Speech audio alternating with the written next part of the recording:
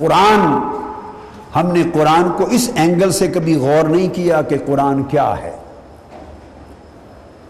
کوئی چیز اس کائنات میں اس وقت ایسی موجود نہیں جو من و عن لفظ و حرف کے اعتبار سے اور اپنی کامل ترتیب و ترکیب کے اعتبار سے اسی شکل میں ہو جیسے زبان مصطفیٰ سے نکلی تھی۔ میری بات آپ سمجھیں؟ کوئی شے دنیا میں نہیں ہے سوائے دو چیزوں کے، ایک قرآن اور ایک حدیث۔ قرآن کی حفاظت اللہ نے کی خود، اور حدیث کی حفاظت کا اہتمام اللہ رب العزت نے حضور کی امت کے ائمہ کے ذریعے کرایا۔ انا نحن نزلنا الذکر وانا لہ لحافظون۔ اب اس کی حفاظت ہو گئی۔ اب آپ ذرا سوچئے، آپ چاہیں کہ کوئی ایسی چیز ملے کہ آقا علیہ السلام کے، اب آقا علیہ السلام کے لب مبارک تو آپ دیکھ نہیں سکتے، آواز مبارک تو آپ سن نہیں سکتے، میری بات سن رہے ہیں؟ ظاہراً صحابہ کرام کی طرح اس مجلس میں تو آپ بیٹھ نہیں سکتے، چہرہ انور اس شان کے ساتھ تو آپ تک نہیں سکتے، سوائے اس خوش نصیب کے کہ جسے خواب میں جلوہ نصیب ہو، یا اس خوش نصیب کے کہ جو بڑے کم کہ جسے حالت بیداری میں کچہری نصیب ہو جائے۔ یہ تو انقا چیزیں ہیں، عقل چیزیں ہیں، لہذا کوئی خوش نصیبی وہ دستیاب نہیں ہے کہ آقا علیہ السلام کے چہرے انور کو آپ ان آنکھوں سے تک سکیں، آواز مبارک کو ان کانوں سے سن سکیں، کوئی چیز جس کو آقا علیہ السلام نے چھوا تھا اسی حیات میں وہ پڑی ہو آپ ہاتھ میں لے سکیں، کوئی چیز جو آقا علیہ السلام نے دی تھی اسی حیات میں موجود ہو کہ آپ اس کو لے سکیں۔ ہاں ایک قرآن ہے، ایک لفظ اور ایک حرف کے بھی فرق کے بغیر قرآن مجید کے کلمات، قرآن مجید کی آیات، اس کے الفاظ، اس کے حروف، ایک ایک حرف و لفظ وہی ہے جو زبان مصطفیٰ سے نکلا تھا۔ اور کتنی خوش نصیب ہے امت محمدی کہ جس طرح حضور نے پڑھا اسی طرح آج آپ کے پاس قرآن کی شکل میں ہے۔ آج جب پڑھتے ہیں الف لام میم ذالک الکتاب لا ریب فیہ، تو خدا کی قسم یہ وہی کلمات اسی ترتیب و ترکیب سے پڑھتے ہیں جیسے مصطفیٰ نے پڑھے تھے۔ تو آپ گویا تلاوت قرآن کر کے مصطفیٰ کریم کے پڑھے ہوئے کی نقل کر رہے ہیں، وہی کلمے پڑھ رہے ہیں جو حضور نے پڑھ کے صحابہ کو سنائے۔ یہ وہ قرآن ہے، یہ وہ قرآن ہے جو جبرائیل امین لے کر آئے اور قلب مصطفیٰ میں محفوظ رہا، یہ وہ قرآن ہے جو حضور کے لبوں سے ادا ہوا، اور پھر یہ وہ قرآن ہے جو اللہ رب العزت کا کلام ٹھہرا، جس کو اس نے لوح محفوظ پہ رکھا، پھر اس قرآن کو اس نے بیت العزت میں اتارا، پھر اس قرآن کو جبرائیل کے ذریعے 23 برس تک بھیجتا رہا اور حضور کے قلب اطہر میں محفوظ ہوتا رہا، پھر زبان مصطفیٰ سے ادا ہوتا رہا۔ ایک چیز ایسی ہے کہ 14 صدیاں گزر گئیں جو کتوں ہے۔ اب یہ قرآن جس کے سینے میں آ گیا، جس کی زبان پہ آ گیا، جس کے فہم میں آ گیا، جس کے قلب میں آ گیا، وہ وہی اسی شکل و صورت میں آ گیا جس طرح آقا نے ادا فرمایا تھا۔ اتنی بڑی کتاب، اور عاشقوں کے نزدیک تو چونکہ اللہ کے بِذَالِکَ الکتاب،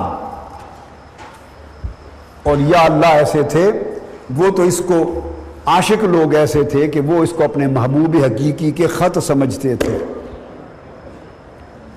رسالہ عربی میں خط کو کہتے ہیں، پیغام کو کہتے ہیں، اس لیے خط کو بھی رسالہ کہا گیا ہے۔ اب میری بات کو سمجھیں، یہ پیغامات ہیں رب کے حضور کی طرف، اس نے بھیجے، اور لکھی ہوئی شکل میں حضور نے ہمیں عطا کر دی، صحابہ کرام سے لکھوا کر ہمیں دے دیے۔ رب نے جو حضور کو پیغام بھیجے، حضور نے امت کو سنا دیے جو اس وقت تھی اور جو قیامت تک آنے والی امت کے لیے لکھوا دیے۔ تو رب کے مکتوبات ہیں، اللہ کے مکتوبات ہیں، اللہ کے بھیجے ہوئے رسائل ہیں، اللہ کے بھیجے ہوئے پیغامات ہیں، اللہ کے بھیجے ہوئے کلمات ہیں، اور یہ وہی کلمات کبھی اس کی لوح محفوظ میں رہے اور کہیں لوح مصطفیٰ میں رہے، لوح قلب مصطفیٰ میں رہے۔ آج ہم جب اس قرآن کو رکھیں اور پڑھیں گے تو امام احمد بن حنبل رضی اللہ تعالیٰ عنہ سے کسی نے پوچھا کہ اللہ کے سب سے زیادہ قریب ہونے کا کوئی وظیفہ کیا ہے؟ فرمایا اللہ کا کلام، اس کو جتنا پڑھو گے اتنا اللہ کے قریب ہو جاؤ گے۔ آج لوگ تکرار کرتے ہمیں قرآن کافی ہے اور کسی حدیث اور سنت کی حاجت نہیں۔ ایسا کہنے والا بدترین کافر و ملحد ہے۔ جب خدا کے ہونے کی خبر انسان کے پاس نہ تھی، نہ ہے، نہ کوئی ظاہری شہادت ہے، نہ کوئی ذریعہ علم ہے، تو خدا کے خدا ہونے کا کس نے بتایا؟ زبان مصطفیٰ نے۔ تو مصطفیٰ کا مقام یہ ہے اسلام میں کہ آپ نے فرما دیا وہ ہے، ہم نے مان لیا ہے، فرما دیا ایک ہے، ہم نے کہا ایک ہے، وہ جو جو بتاتے گئے ہم مانتے چلے گئے۔ ارے ایمان کا مطلب یہ ہے کہ مصطفیٰ کو مانو، پھر جو جو منواتے جائیں مانتے جاؤ، جو جو چھڑاتے جائیں چھوڑتے جاؤ۔ اگر یہ ماہیت آ گئی تو اس کو ایمان کہتے ہیں۔ آقا نے جس شے کو فرما دیا یہ اسلام ہے، وہی اسلام ہو گیا۔ یہ نکتہ سمجھیں۔ سبحان۔ آقا نے جس کتاب کو فرما دیا، جس کتاب کو یہ قرآن ہے، بس وہ قرآن ہو گیا۔ ہمارے پاس قرآن کے قرآن ہونے کی اور شہادت کیا ہے؟ یہ مقام مصطفیٰ۔ اگر مقام مصطفیٰ نہیں سمجھو گے تو مسلمانی کبھی صحیح نہیں ہوگی۔ اسی چیز نے امت کو مار ڈالا ہے۔ غار ہیرا سے اترے میرے آقا اور آتے ہی اقرا بسم ربک الذی خلق 5 آیات پڑھ دی، وعلمک ما لم تکن تعلم تک 5 آیات پڑھ دی۔ اب صحابہ کرام جو اس وقت صحابہ ابھی نہیں بنے تھے، لا محالہ مکہ کے باشندوں نے پوچھا یہ کیا ہے جو آپ پڑھ رہے ہیں، سنا رہے ہیں؟ ہم نے تو یہ کلام کبھی نہیں سنا۔ پوچھا نا، بولیے۔ ان کے پوچھنے پر کہ یہ کیا ہے، نیا کلام، ایک عجیب کلام ہے، اس کے جواب میں میرے آقا نے فرمایا یہ قرآن ہے، اللہ کا کلام ہے جو مجھ پہ نازل ہوا۔ اب یہاں بڑی توجہ سے میرا ایک سوال ہے۔ وہ سوال یہ ہے کہ جب آپ نے فرمایا یہ قرآن ہے، یہ جملہ قرآن تھا یا حدیث تھی؟ یہ بولیے۔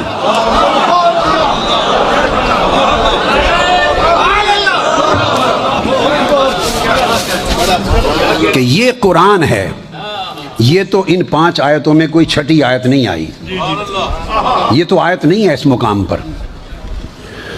اقرا بسم ربک الذی خلق، خلق الانسان من علق، اقرا وربک الاکرم الذی علم بالقلم، علم الانسان ما لم یعلم۔ 5 آیتیں سنا دی۔ پوچھا آقا یہ کیا ہے؟ قرآن ختم ہو گیا یہاں پر، پہلی وہی۔ آقا یہ کیا ہے؟ میرے آقا نے فرمایا یہ قرآن ہے۔ یہ جو جملہ فرمایا یہ قرآن ہے، جس کو ماننے والے مسلمان ہو گئے اور نہ ماننے والے کافر رہے۔ یہ جملہ قرآن ہے یا حدیث ہے؟ بولیے۔ حدیث رسول ہے نا کہ یہ قرآن ہے۔ تو جنہوں نے مان لیا تو انہوں نے قرآن کا قرآن ہونا پہلے مانا یا حدیث مصطفیٰ کا سچا ہونا پہلے مانا؟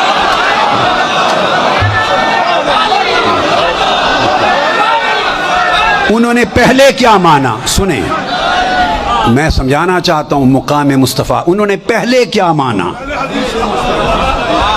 آج لوگ تکرار کرتے ہمیں قرآن کافی ہے، اور کسی حدیث اور سنت کی حاجت نہیں. ایسا کہنے والا بدترین کافر و ملحد ہے کہ صرف قرآن کافی ہے، کسی حدیث کی ضرورت نہیں. یہ کلام خود قرآن نے نہیں کہا، الحمد سے والناس تک پورے قرآن میں کہیں نہیں کہ قرآن کہے صرف میں کافی ہوں. ارے جو بات خود قرآن نہیں کہتا آپ وہ قرآن کے منہ میں کیوں ڈالتے ہیں وہ جملہ؟ قرآن نے کبھی نہیں کہا کہ صرف قرآن، صرف میں کافی ہوں. جو بات قرآن نے نہیں کہی ہم کون ہوتے ہیں اس بات کو کہنے والے؟ تو آقا نے فرمایا یہ قرآن ہے. تو پہلے انہوں نے کس کو مانا؟ یہ قرآن، اس جملے کو مانا نا. جب اس جملے کو مانا تو حدیث پر ایمان ہو گیا. تو اس حدیث پر ایمان لانے نے انہیں قرآن تک پہنچا دیا. تو ایون قرآن کو قرآن ماننا حدیث مصطفیٰ، زبان مصطفیٰ کا محتاج ہے، وہ مقدم ہے. اسی طرح صحیح بخاری میں جو واقعہ ہے کوہ صفا کا، جب آقا علیہ السلام نے فرمایا اگر تم سے کہوں کہ پہاڑ کے پیچھے لشکر ہے تم پہ حملہ کر دے گا تو مان لو گے؟ یہ بھی صحیح بخاری میں ہے. سب نے کہا مان لیں گے. کیوں مان لو گے؟ اس لیے کہ آپ سچے ہیں، اس لیے کہ آپ صادق اور امین ہیں، سچے ہیں تو مان لیں گے. فرمایا اگر مجھے سچا مانتے ہو تو تمہیں بتاتا ہوں کہ خدا ایک ہے. یہ جھوٹے بتوں کی پوجا چھوڑ دو، ایک خدا ہے. سو جو مان گئے وہ مومن ہو گئے. اب سوال پیدا ہوتا ہے خدا ایک ہے، یہ خبر ہے، یہ کیا ہے؟ یہ خبر ہے. اور حضور نے فرمایا پہلے ٹیسٹ کیا، اگر یہ کہوں کہ لشکر آ رہا ہے حملہ کر دے گا تو مان لو گے؟ ٹیسٹ کیا کہ مجھے مانتے ہیں پہلے یا نہیں، میری سچائی کو مانتے ہیں کہ نہیں. جب جواب دیا ہاں آپ کو سچا مانتے ہیں، تب سچا ماننے والوں کو خدا کے ایک ہونے کی خبر دی. اگر وہ کہہ دیتے آپ کو سچا نہیں مانتے تو حضور ان کو وہ خبر ہی نہ دیتے. جب وہ حضور کو سچائی نہیں مان رہے تو انہیں خدا کے ایک ہونے کی، وہ کہتے جب ایک چھوٹی سی بات ہے لشکر کی، جب وہ میری بات کہ لشکر آ رہا ہے پہاڑ کے پیچھے وہ نہیں مانتے، جو محسوس ہے، مبصر ہے، دیکھی جانے والی چیز ہے، لمحے بعد دیکھ لو گے کہ لشکر آیا یا نہیں. تو جب یہ چھوٹی سی بات نہیں مانتے تو اس خدا کے ایک ہونے کی خبر تمہیں کیا دینی ہے؟ تم اس قابل ہی نہیں. تو انہوں نے حضور کو سچا مانا تو پھر آقا نے خبر دی کہ خدا ایک ہے. تو خدا کا ایک ہونا یہ خبر ہے. تو مخبر کون ہے؟ مخبر کون ہے؟ الرسول النبی الامی، آقا علیہ السلام مخبر ہیں. تو مجھے بولیے اگر خبر پر یقین کرنا ہو تو خبر پہ ڈائریکٹ یقین ہوتا ہے یا پہلے مخبر پر یقین ہوتا ہے؟ پہلے مخبر کو سچا مانتے ہو تب اس کی دی ہوئی خبر کو مانتے ہو. خبر توحید ہے اور مخبر کی شان رسالت ہے. مخبر مصطفیٰ ہے اور خبر جس کی دی جا رہی ہے وہ خدا ہے. مقام مصطفیٰ یہ ہے کہ خدا کو وہی مانتا ہے جو پہلے مصطفیٰ کو مانتا ہے.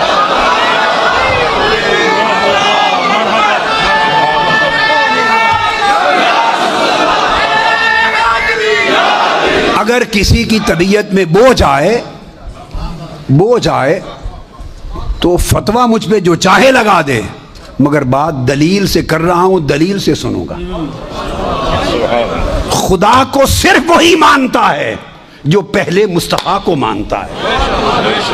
یہ ہے رسالت اور توحید کا تعلق. توحید اس کی وحدانیت اور اس کا ہونا نہ کسی نے دیکھا، نہ سنا، نہ چکھا، نہ چھوا. وہ تو نہ محسوسات میں سے ہے، نہ معقولات میں سے ہے، نہ حواس اس کی خبر دیتے ہیں، نہ عقل خبر دیتی ہے، نہ وجدان اس کی خبر قطعی دیتا ہے، قطعی خبر. تو انسان کا علم تو فارغ ہو گیا.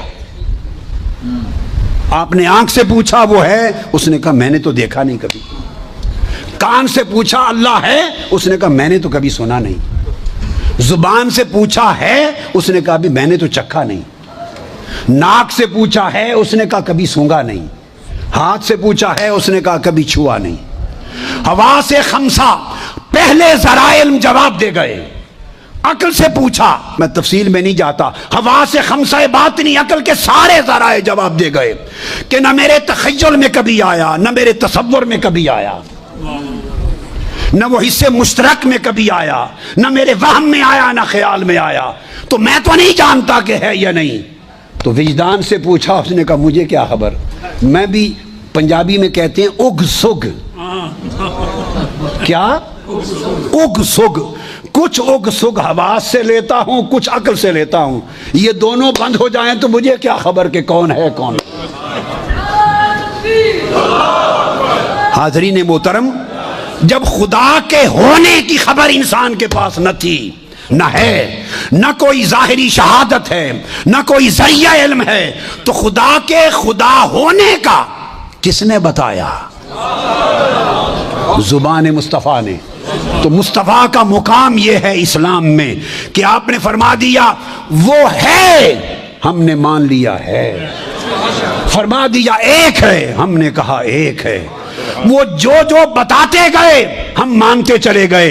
ارے ایمان کا مطلب یہ ہے کہ مصطفیٰ کو مانو، پھر جو جو منواتے جائیں مانتے جاؤ، جو جو چھڑاتے جائیں چھوڑتے جاؤ۔ اگر یہ ماہیت آ گئی تو اس کو ایمان کہتے ہیں۔ اگر یہ ماہیت اور کیفیت نصیب ہو گئی اس کو ایمان کہتے ہیں۔